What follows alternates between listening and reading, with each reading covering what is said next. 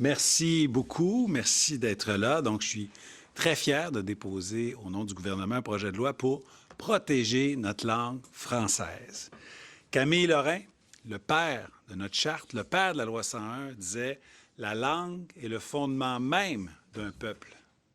Ce à quoi il se reconnaît, il est reconnu, qui s'enracine dans son être et lui permet d'exprimer son identité. » Voyez-vous qu'on est dans le fondamental. La langue française est minoritaire en Amérique du Nord, minoritaire au Canada, majoritaire mais fragile au Québec. Comme gouvernement, on a la responsabilité de protéger la langue. Mais on a plus d'ambition que ça. On ne veut pas survivre en français, on ne veut pas la survie de la langue française, on veut le rayonnement de la langue française, on veut la vitalité de la langue française. Le projet de loi vise, justement, pour atteindre cet objectif-là, à reconduire les clauses de souveraineté parlementaire qui sont prévues à l'article 214 de la Charte de la langue française et à l'article 217 de la Loi sur la langue officielle et commune du Québec, le français. On parle d'une reconduction pour 5 ans, donc jusqu'au printemps 2031. C'est un geste d'affirmation nationale qui est important.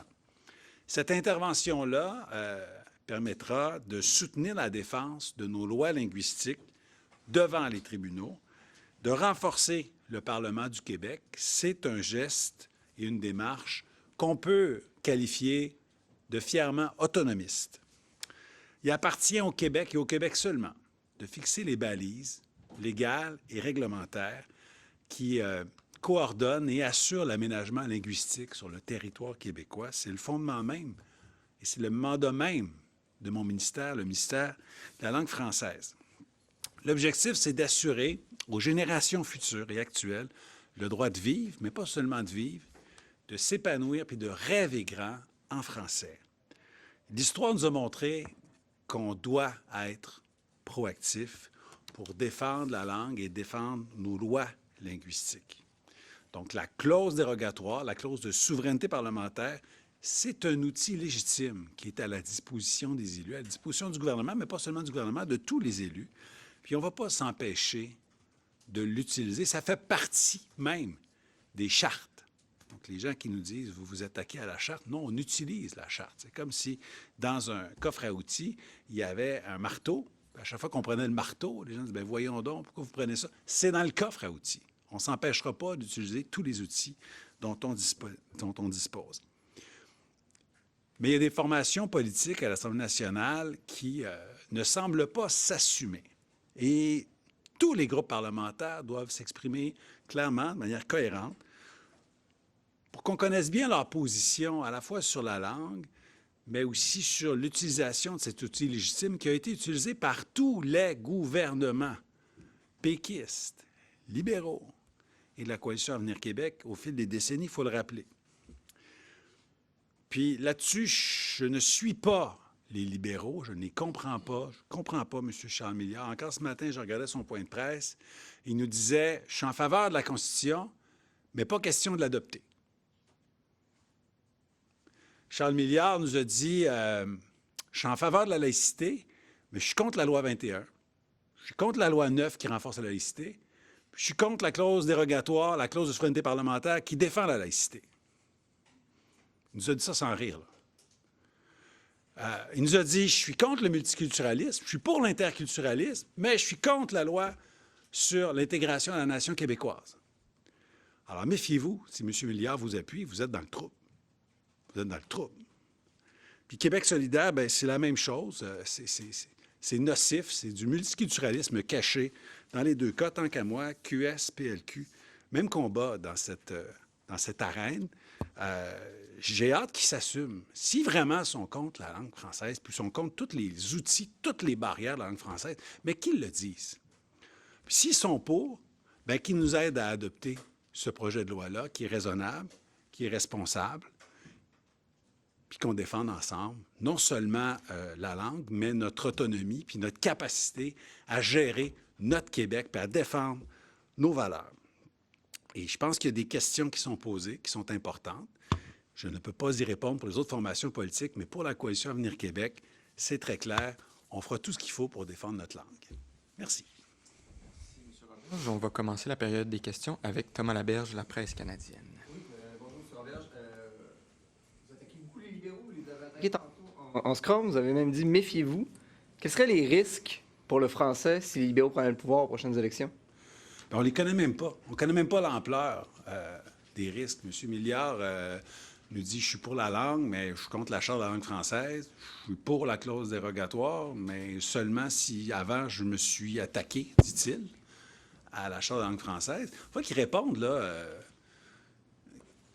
Quel morceau il veut arracher? Quelle brique il veut défaire de notre construction législative pour défendre la langue? Est-ce qu'il est contre le fait que maintenant, avec la loi 96, la Charte de la langue française s'applique aussi aux entreprises de 25 à 49 employés? Parce que c'est ça, la Charte de la langue française puis la loi 96. Mais est-ce que selon vous, ça... Est-ce qu'il est contre l'affichage en français? Est-ce qu'il est contre le droit de travailler en français? Est-ce qu'il est contre ce qu'on a fait pour que le français s'impose au niveau collégial? Pourquoi? Pourquoi il veut défendre la langue sans défendre la Charte, tout en s'attaquant à la loi 96? Il n'est pas suivable. Mais est-ce que donc, selon vous, ça serait synonyme de déclin du français?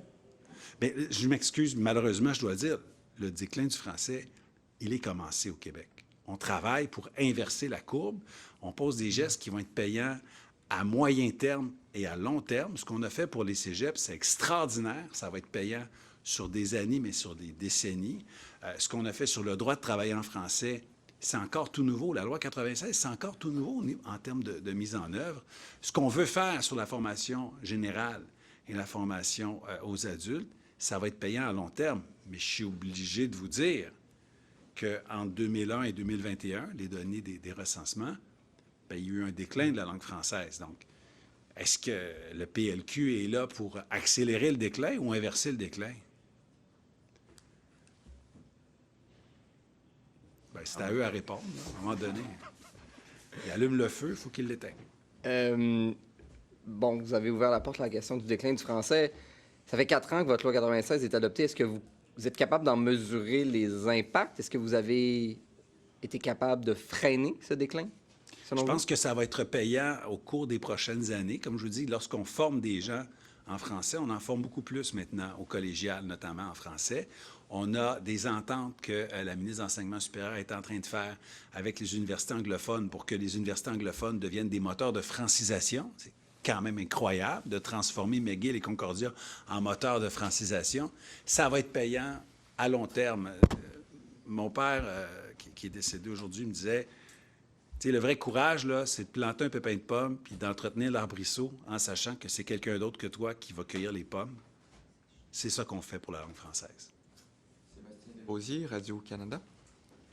Bonjour, M. Roberge. En fait, vous dites que Charles Milliard doit préciser quelle brique il veut enlever à l'édifice, mais il l'a déjà fait à quelques reprises. En fait, on sait qu'il veut enlever au moins 2 éléments de la loi 96, soit l'obligation pour les immigrants d'apprendre ou de communiquer en français avec l'État après 6 mois après leur arrivée, et les obligations pour les entreprises de 25 à 49 employés.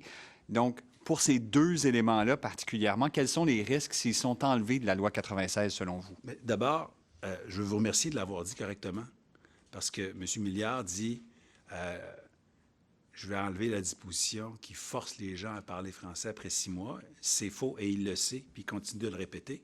On s'attend à mieux de ça de quelqu'un qui espère être premier ministre, tandis que vous avez dit, le Québec, le gouvernement québécois dit je vais communiquer en français avec tous les nouveaux arrivants 6 mois après leur arrivée. Vous avez fait cette nuance qu'il ne fait pas. Peut-être la fera-t-il un jour. Moi, j'ai espoir. De faire un recul sur les milieux de travail, c'est terrible, c'est toxique, c'est nocif. S'il s'en prend à cette section-là de notre Charte de la langue française, c'est très grave parce qu'on sait très, très bien que le français au travail est en recul. Nous, on a fait une avancée formidable en disant que la Charte de la langue française va s'appliquer maintenant aux entreprises de moins de 50 employés, de 25 à 49 employés. S'il veut reculer là-dessus, c'est des centaines de milliers d'emplois qui vont se bilinguiser, qui vont s'angliciser. Quand on anglicise un milieu de travail, ça sort du milieu de travail. On envoie un message aux nouveaux arrivants, aux allophones, que le français, c'est pas important.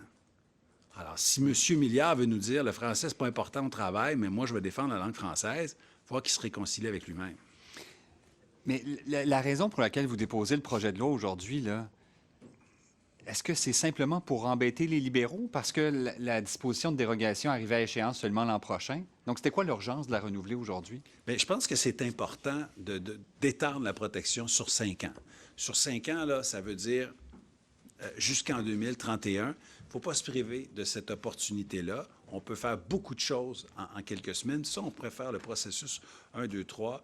Il ne faut pas s'empêcher de le faire. Puis oui, il y a aussi l'idée de clarifier la posture de Québec solidaire, mais surtout des libéraux, qu'ils s'assument dans leur posture. Puis je pense que le dépôt du projet de loi va les forcer à faire une réflexion interne, puis à savoir c'est quoi leur identité. Est-ce que c'est l'identité québécoise avec l'intégration nationale ou si ce sont des multiculturalistes déguisés en parti au Québec? Merci. M. Robert, François Ouais. Carabin, Le Devoir. Ouais. Là-dessus, justement, est-ce que vous sacrifiez pas une année d'application de la disposition de dérogation en disant on la renouvelle dès aujourd'hui, on se rend jusqu'en 2031, alors que vous pourriez vous rendre jusqu'en 2032 si on attendait l'année prochaine, là, la date d'échéance de la disposition de dérogation? Est-ce que vous sacrifiez pas une année pour des gains politiques à court terme?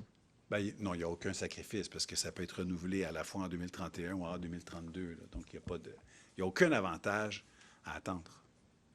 OK. Mais donc, je veux dire, quelle place dans votre réflexion a eu cette volonté de clarifier la posture de Québec solidaire et du Parti libéral?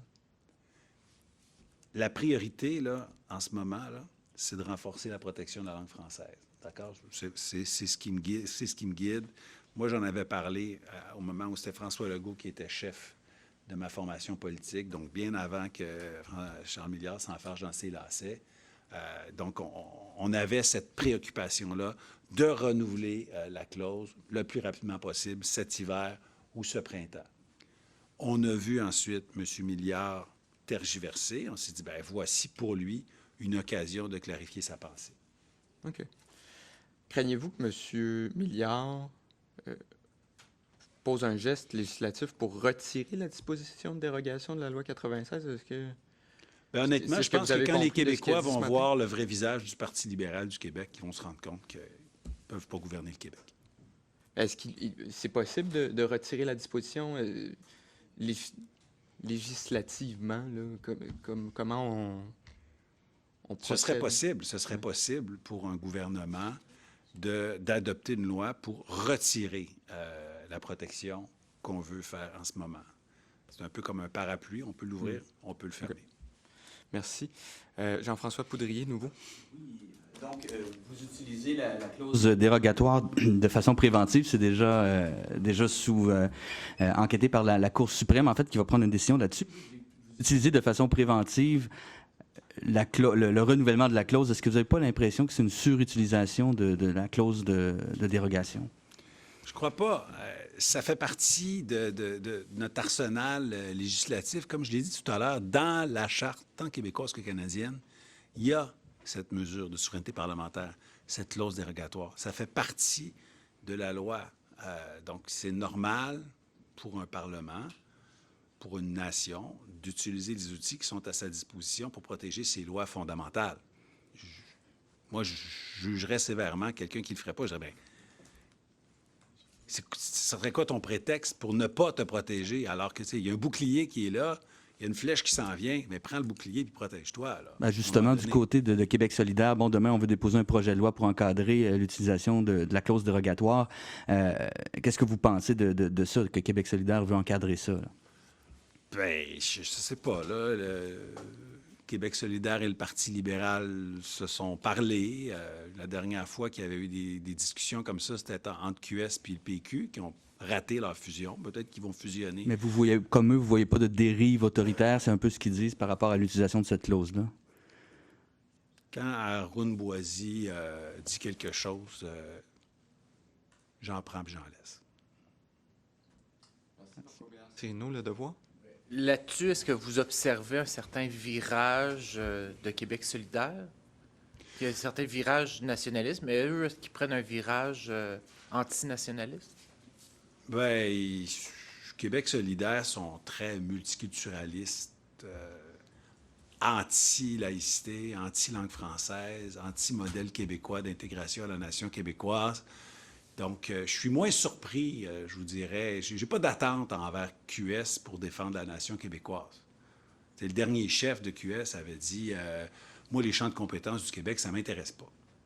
Donc, si les champs de compétences ne t'intéressent pas, si tu n'es pas capable de dire que le multiculturalisme est toxique pour le Québec, ben là, j'ai peu d'attentes envers QS. Ils n'ont jamais voté en faveur d'une loi qui protège la langue, la laïcité, notre modèle d'intégration. Non. Les libéraux, eux, prétendent pouvoir le faire. Puis ils le font pas. Donc, puis eux prétendent pouvoir sortir de l'île de Montréal, mais j'ai hâte de voir ce que M. Milliard répond aux gens de Saguenay, de Gatineau, de Saint-Hyacinthe, de Sherbrooke, de Val-d'Or, comment il va leur expliquer que c'est bien important de s'attaquer à la Charte de la langue française, puis c'est vraiment pas bon d'utiliser la clause dérogatoire pour défendre la Charte de la langue française. Mais justement, là-dessus, il y a un débat là, au sein des juristes, puis peut-être au sein de la classe politique également, à savoir si la législation qui a été adoptée sous le gouvernement Legault nécessitait vraiment une disposition de dérogation. Peut-être qu'elle est légale dans le fond. Peut-être qu'on pourrait plaider en cours différentes interprétations, notamment de la spécificité du Québec, blablabla. Puis que la disposition de dérogation était peut-être pas, le bouclier était peut-être pas nécessaire. Est-ce que vous êtes certain qu'il y avait des articles qui contrevenaient à la Charte, notamment canadienne, des droits et libertés, et qu'il fallait absolument utiliser le bouclier ou c'est une façon... parce que aussi, vous l'étendez pratiquement à tout le projet de loi, là, le bouclier, alors qu'il y a des articles là-dedans qui, manifestement, poseraient aucun problème devant la loi. Là. Je pense que ça appartient pas aux juges de décider c'est quoi l'aménagement linguistique puis le vivre ensemble au Québec, à la base. Ça appartient aux parlementaires québécois, aux gens qui représentent la démocratie québécoise. Et donc, je pense que pour ces dossiers-là précis, c'est normal qu'on utilise la clause de souveraineté parlementaire pour dire, écoutez, on a fait les arbitrages, puis ça appartient aux parlementaires de faire ça. Vous vous questionnez sur plein d'autres choses, mais sur l'aménagement linguistique, sur savoir si on a le droit de travailler en français, pour savoir si on doit franciser nos entreprises de moyenne taille, pour savoir si on doit avoir un affichage qui est différent quand on circule à Montréal versus à Toronto. Moi, je pense que ça appartient tout simplement aux parlementaires. Ça relève des Québécois. Puis en ce sens-là, c'est pleinement justifié d'utiliser la clause de souveraineté parlementaire.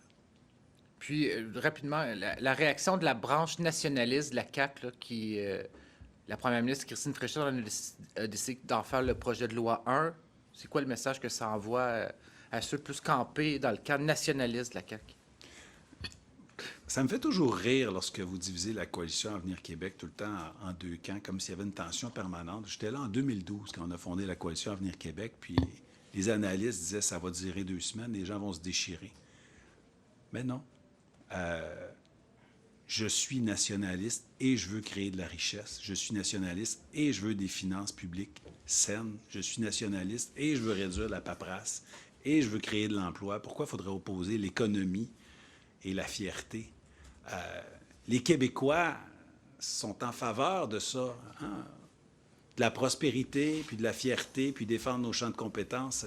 C'est pas un déchirement, c'est juste normal.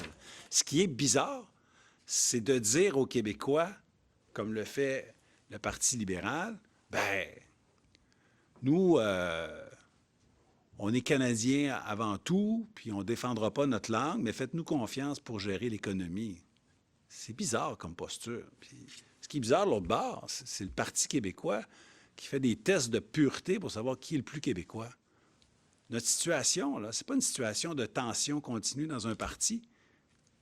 C'est juste une position normale et équilibrée quand on vit dans la seule nation francophone d'Amérique. On veut défendre notre identité, puis on veut être assez riche pour faire nos choix.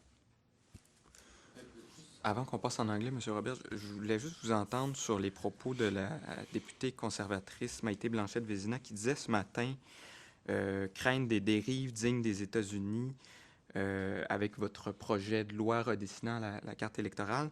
Elle dit ce n'est pas aux élus de l'Assemblée nationale de tracer les contours des comtés et elle craint donc des dérives où on contrôle le vote et on contrôle l'Assemblée. Qu'est-ce que vous répondez à ces craintes-là de la part de Mme Blanchette-Vézina? Je vais réserver mes commentaires pour demain par rapport à la question. C'est déposé au feuilleton, donc demain, on discutera de la carte électorale, mais c'est une position qui est consensuelle et réfléchie, mais sur les explications puis les réponses, je vais garder ça pour demain. Très bien.